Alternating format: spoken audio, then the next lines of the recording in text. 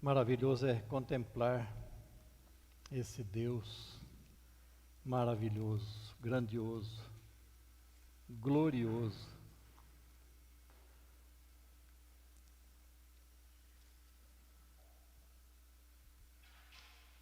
Nós estamos a cada quinta-feira trazendo uma meditação a respeito de oração. E o tema que nós temos usado é aprendendo a orar com quem ora.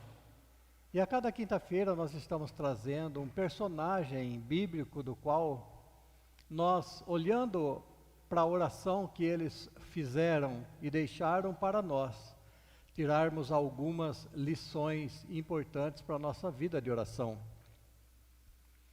Nesse tempo em que a oração tem sido bem mal interpretada e compreendida, e a oração tem sido também, de uma forma muito ruim, eu diria, não boa, passada, ensinada. São tantos livros que dão fórmulas mágicas para a oração, e as pessoas vão a cada vez mais ficando longe da oração por acharem que a oração é alguma magia. Hoje nós queremos falar sobre o poder de transformação da oração e nós vamos aprender com isso, com o próprio Jesus Cristo. O Senhor Jesus, ali no Getsêmani, na sua oração, antes de ser entregue aos soldados, antes de ser traído por Judas, o Senhor Jesus, com alguns dos seus discípulos, foram ao Getsêmani para orar. O texto que eu quero ler com vocês para a nossa meditação nesta noite está em Marcos 14, versos 32 a 42. Marcos 14, versos 32 a 42. Jesus, no Getsêmani, diz-nos assim o texto: Então foram a um lugar chamado Getsêmani. Ali Jesus disse aos seus discípulos: Sentem-se aqui enquanto eu vou orar. E, levando consigo Pedro, Tiago e João, começou a sentir-se tomado de pavor e de angústia. E lhes disse: A minha alma está profundamente triste até a morte. Fiquem aqui e vigiem. E adiantando-se um pouco, prostrou-se em terra e orava para que, se possível, lhe fosse poupada aquela hora. E dizia: Abba, Pai, tudo te é possível. Passa de mim este cálice, porém não seja o que eu quero, e sim o que tu queres. E voltando, achou-os dormindo e disse a Pedro: Simão, você está dormindo? Não conseguiu vigiar nem uma hora? Vigiem e orem para que não caiam em tentação. O espírito, na verdade, está pronto, mas a carne é fraca. Retirando-se de novo, orou, repetindo as mesmas palavras. E, voltando, achou-os outra vez dormindo, porque os olhos deles estavam pesados, e não sabiam o que lhe responder. E quando voltou pela terceira vez, Jesus lhes disse: Vocês ainda estão dormindo e descansando. Basta. Chegou a hora. O Filho do Homem está sendo entregue nas mãos dos pecadores. Levantem-se, vamos embora. Eis que o traidor se aproxima. Senhor, nós queremos, com temor e tremor, ó Deus, nós queremos, ó Deus, olhar para essa oração de Jesus e aprender com ela. Há lições aqui, ó Deus, grandiosas para nossas vidas, ó Deus. Há lições grandiosas que nós temos que tirar para a nossa vida. Ajuda-nos. Ilumina-nos, ó Deus, a Tua palavra ao nosso coração. Nós rogamos para que o Teu Espírito Santo, ó Deus, traga luz ao nosso entendimento. Em nome de Jesus é que nós oramos. Amém. Eu quero falar com vocês nesta noite, queridos, e entender juntamente com vocês que quando nós chegarmos no limite da existência humana, a oração é o caminho mais perto para renovar as forças e retomar a caminhada. Quando tudo parece estar perdido, quando nós achamos que não há solução para mais nada, a oração é aquela ferramenta que nós temos, aquele socorro que o Senhor nos deixou, e a oração poderá nos renovar as forças e retomar a caminhada. A experiência de Jesus no Getsêmani foi única. Ninguém jamais experimentou tal agonia. Jesus sabia que a sua morte estava próxima e o tipo de morte não poderia ser mudado. O único meio de salvar os pecadores era enfrentar o inferno e experimentar as suas atrocidades. Getsêmani é de origem aramaica, que significa literalmente prensa de azeite. O lugar onde se prensava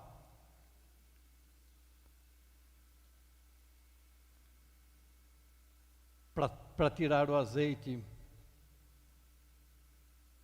Ficava ao pé do Monte das Oliveiras, do outro lado do vale de Cedron. E nesse lugar, onde as azeitonas eram esmagadas, prensadas para a retirada do azeite, que Jesus viveu a sua intensa agonia. A sua angústia era tanta que ele mesmo expressou como angústia de morte. Era a angústia da depressão. Literalmente, afetado com grande tristeza, prostrado. No versos 33 nós lemos: e levando consigo Pedro, Tiago e João, começou a sentir-se tomado de pavor e de angústia. Ele lhes disse: a minha alma está profundamente triste até a morte. Fiquem aqui e vigiem. Queridos, no plano de Deus, Jesus teria que sofrer e morrer para expiação do pecado. Jesus teria que entrar na frente e substituir os pecadores no juízo de Deus, para que o pecado fosse aplacado de cada um de nós. Ele estaria sendo exposto às forças do mal que os forçavam a desistir da cruz. Em todo o ministério de Jesus nós vamos percebendo estas coisas. Em todo o ministério de Jesus, às vezes sutilmente, nós percebemos que as forças do mal queriam de todas as formas afastar Jesus da cruz, porque a cruz era sim o único caminho, o único meio que o Senhor Jesus teria que enfrentar para a nossa salvação. E a luta ali no Getsêmani era sobre decidir entre a sua vontade e a vontade de Deus. Chamo sua atenção para isso. Durante o dia, nós temos momentos, e não são poucos os momentos, que nós precisamos decidir entre a nossa vontade e a vontade de Deus. O cálice era a expressão do sofrimento e morte. O cálice era a decisão de fazer a vontade de Deus renunciando à sua própria vontade. Era algo que ia além do físico. Jesus teria que suportar todo o peso do pecado do mundo. Ele ia experimentar a separação de Deus. Tanto é que na cruz ele grita: Deus meu, por que me desamparaste? Ali ele sentiu-se sozinho, desamparado, mas fazia parte da própria condição em que ele estava sendo colocado, levar sobre si o pecado do mundo. E a palavra de Deus diz que o pecado faz separação entre Deus e o pecador. Naquele momento, de uma forma misteriosa, inexplicável, a Trindade se separa. Por um momento, ele se sente sozinho. Era algo além do físico. Jesus teria que suportar todo o peso do pecado do mundo. Muito sofrimento ainda teria que experimentar até o momento em que diria: está consumado. Apesar de sentir toda a dramaticidade do momento em que viria experimentar, Jesus foi em todos os sentidos, obediente ao Pai. E ele chegou ao limite do suportável. O coração quer partir-se em seu peito. Um sentimento de pavor e angústia invadiu a sua alma. E ele disse no versos 35 e 36, e adiantando-se um pouco, prostrou-se em terra, e orava para que, se possível, lhe fosse poupada aquela hora. E dizia: Abba, Pai, tudo te é possível, passa de mim este cálice, porém não seja o que eu quero, e sim o que tu queres. Aquela hora, que lhe fosse poupada aquela hora. Que hora é essa? A hora predestinada, a hora preparada antes da fundação do mundo, para acontecer como única maneira de resgatar os pecadores. Aquela hora do qual Deus havia providenciado, naquele momento, para que estas coisas acontecessem. Sofrimento, dor, humilhação, escárnio, crucificação, abandono na cruz, morte e ressurreição. Na hora do desespero só existe um lugar em que podemos encontrar conforto e força: Deus. É isso que Jesus nos ensina nessa oração. Quando as forças estiverem sendo esmagadas, prensadas, nós precisamos recorrer a Deus em oração. Ele é o caminho que nós temos para esses momentos de dor. Jesus não estava com medo da morte. A morte não poderia vencê-lo. A batalha com as forças das trevas já iniciara. O embate era intenso. E ele já antevia sendo traspassado pela espada da justiça, condenando o pecado do mundo nele. O peso do pecado do mundo cairia sobre ele, e ele desesperou pela poderosa pressão que o inferno selaria contra ele naquele momento. Sabia que seus discípulos iriam abandoná-lo. Sabia que Pedro iria negá-lo. Sabia que no momento mais doloroso estaria sozinho naquela cruz. E na oração de Jesus, queridos, nós aprendemos sobre o poder transformador da oração. E eu quero tirar com vocês aqui 5 aspectos da oração que pode transformar a aflição de alma em coragem para enfrentar os desafios. E o primeiro aspecto que nós vemos é a solitude. Versículo 35 diz: e adiantando-se um pouco, prostrou-se em terra. Solitude é diferente de solidão. Solitude é uma escolha pessoal de reclusão. É o desejar estar sozinho com objetivos específicos. Ele queria ficar sozinho para falar com o Pai. Ele queria ficar sozinho para ter um momento íntimo com o Pai. Poder abrir o seu coração ao Pai. No silêncio, fica mais fácil o diálogo. Não há interferência. Ele levou seus amigos. Sabia que ali com ele havia seus amigos, embora estivessem dormindo. Afastou-se de todos e de tudo para ter privacidade. Naquele momento, ele queria um tempo a sós com o Pai. Richard Foster, em seu livro Celebração da Disciplina, diz que aquele que está sob a disciplina do silêncio é a que pode dizer o que necessita ser dito no momento em que precisa ser dito. Eu creio que tem faltado isso nos nossos dias. Tem faltado isso nos nossos momentos de oração, solitude. Aquele momento em que nós nos desligamos de tudo, inclusive do celular. Aquele momento em que nós tiramos o telefone do gancho. Aquele momento em que nós falamos para os de casa: não quero ser interrompido. Aquele momento em que nós oramos silenciosamente, de forma isolada. É aquele momento onde eu e Deus, Deus e eu, conversamos. Nós precisamos desse tempo de solitude. Volto a falar que solitude não é solidão. Solitude é uma escolha pessoal de reclusão por desejar estar sozinho com objetivos específicos. E esse objetivo específico é falar com o Pai, abrir o coração ao Pai. Então aí vem o segundo aspecto, que é o esvaziamento. Versos 35 diz: E adiantando-se um pouco, prostrou-se em terra e orava para que, se possível, lhe fosse poupada aquela hora.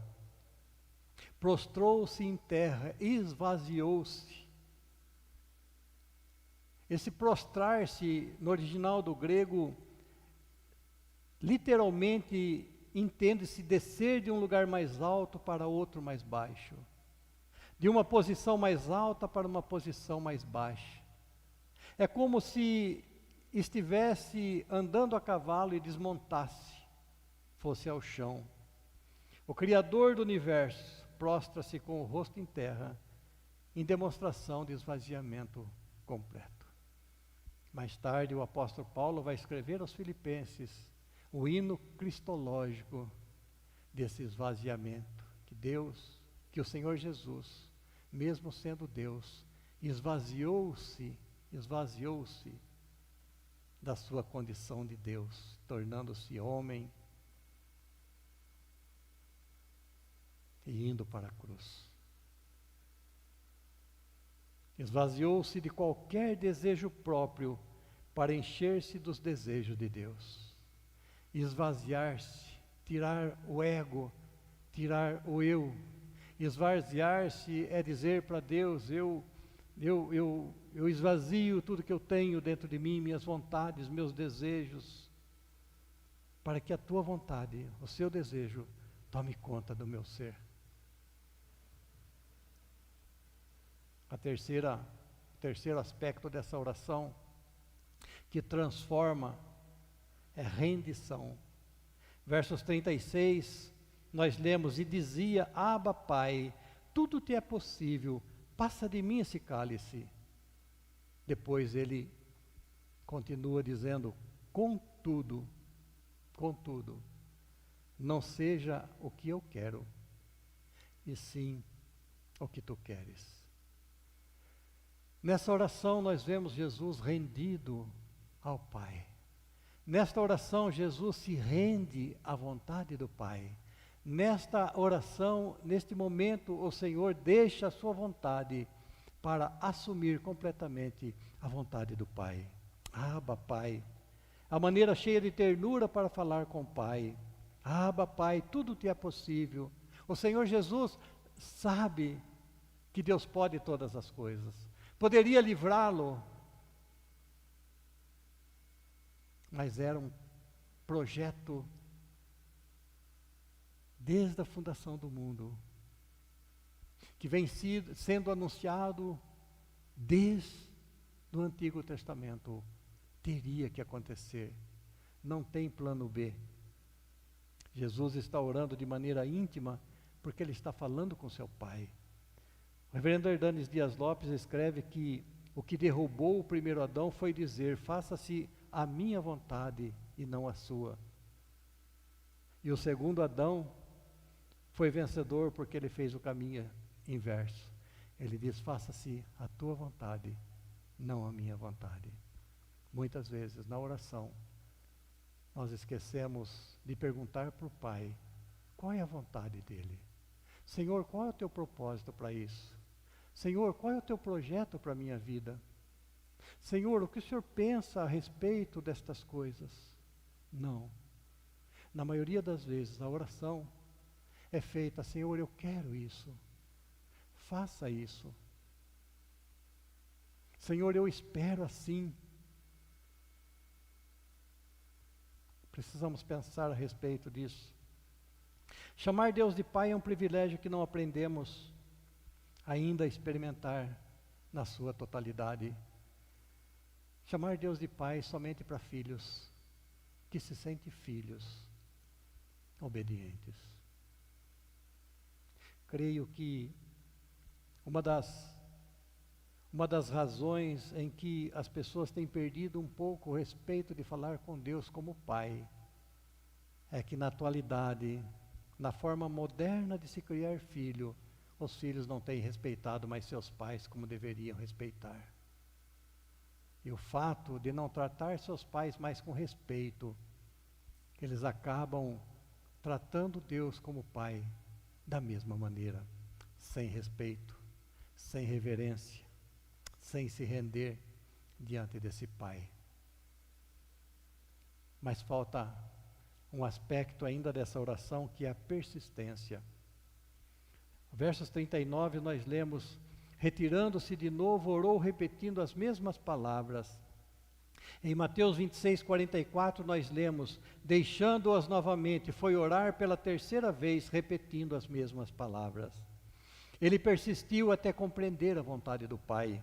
Ele orou por 3 vezes, ele buscou a mesma resposta, ele queria fazer tudo com muita certeza, ele queria esgotar qualquer possibilidade de dúvidas.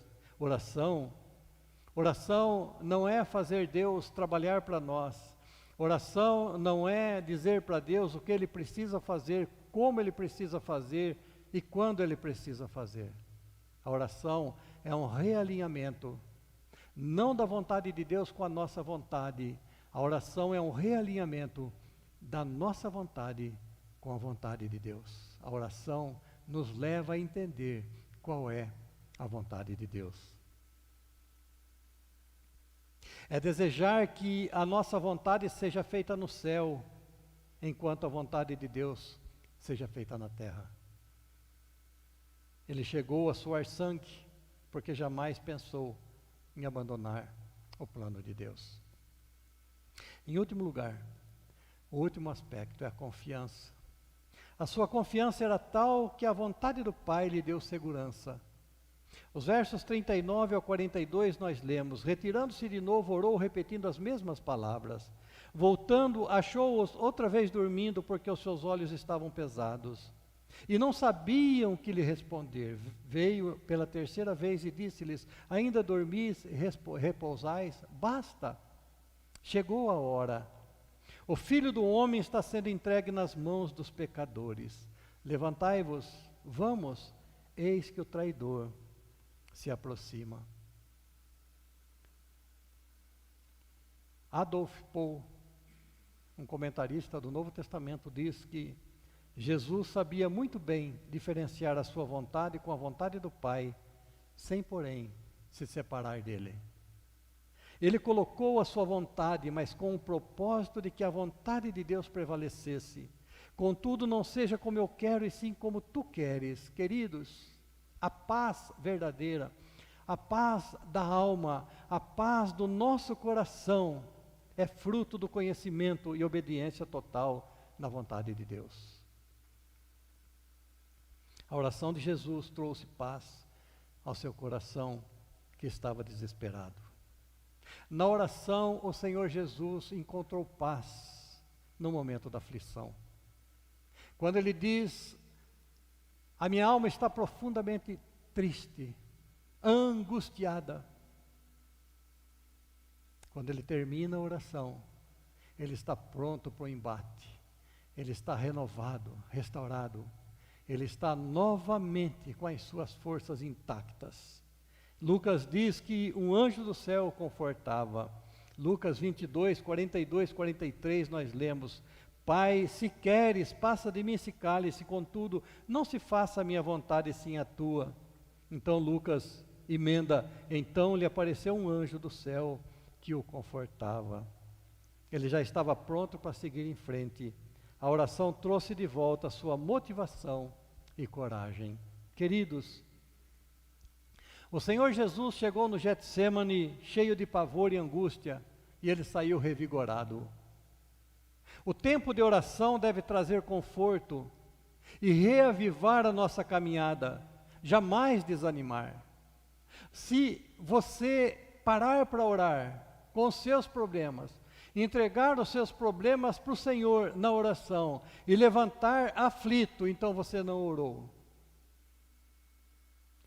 Se você orar e entregar os seus problemas para Deus, e você falar: Pai, eu entrego a minha situação difícil para o Senhor, e você levantar com medo, angustiado, então você não orou.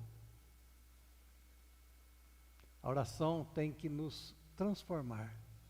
A oração tem que fazer com que a nossa alma reviva. A oração tem que fazer com que nós saiamos da presença de Deus naquele momento, revigorado, prontos para o embate que nós temos. para enfrentar as lutas, para enfrentar os problemas. Aquele que entra aflito para o jardim da oração, não pode sair desesperado. Pensa nisso. Aquele que entra no jardim da oração, não pode sair desesperado, senão não orou. A oração transforma. Aquele que entra no jardim da oração e entrega toda a sua angústia, todo o seu problema, todas as suas dificuldades para o Pai, ele sai revigorado desse jardim, pronto para assumir a sua condição e enfrentar os seus problemas. Assim como a tríplice oração de Jesus lhe trouxe paz depois de grande tempestade, trará também para mim e para você, quando buscarmos a Deus, com o propósito de alinharmos a nossa vontade com a vontade de Deus, porque quando nós entendermos qual é a vontade de Deus para a nossa vida, nós temos paz. Que o Senhor nos ajude, que o Senhor nos abençoe, que o Senhor te ajude e te abençoe, que o Senhor faça com que você tenha momentos de oração que transforme a sua vida, que você possa entrar no jardim da oração e sair daquele jardim de oração transformado, reavivado, pronto para enfrentar os seus problemas. Deus te abençoe, em nome de Jesus. Vamos cantar ao nosso Deus.